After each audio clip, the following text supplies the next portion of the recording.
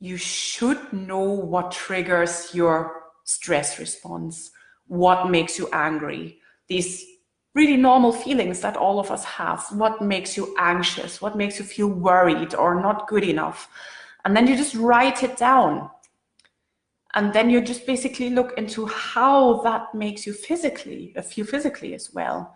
What goes on in your body if you're anxious? What goes on in your body if you're stressed? What goes on in your body if you're not feeling good enough? Because that's really valuable information. And by going there, you will be able to then be constructive with it and also get away from this thing that I already mentioned at the beginning, this constant thought pattern that you're broken, not good enough.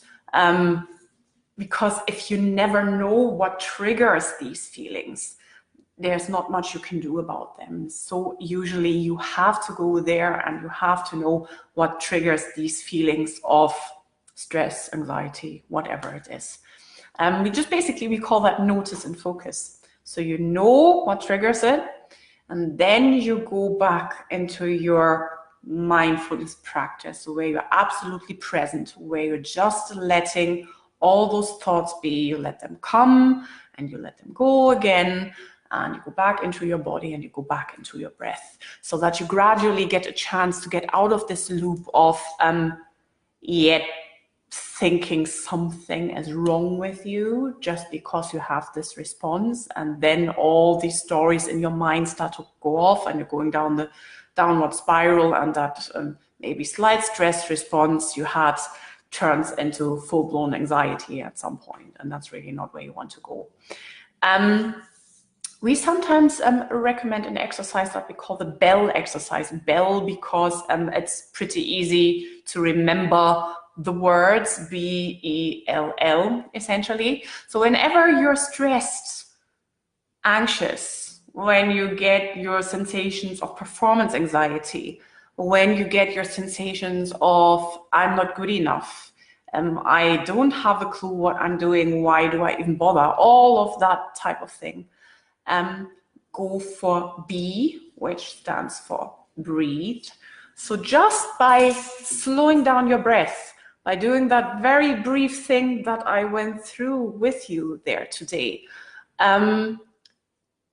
you already stimulate your vagal response essentially. So you're slowing your brain waves and you're getting yourself out of this panic mode essentially. So just by breathing, you're already able to ground yourself.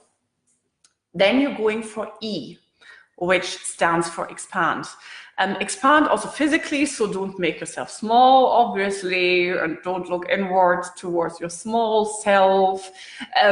But it actually applies more to the sensation of broadening your view. So expand your view, essentially.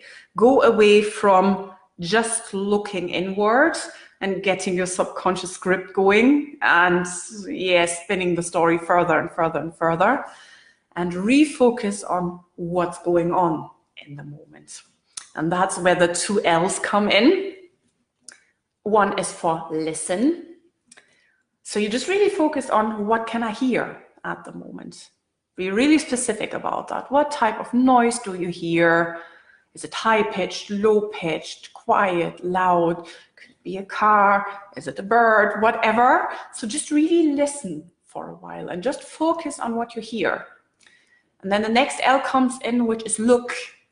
So you focus on what you see, not what you think you see or what you interpret someone is doing because they look at you in a certain way, but actually what you really see in the moment. So right in front of me, I see a computer.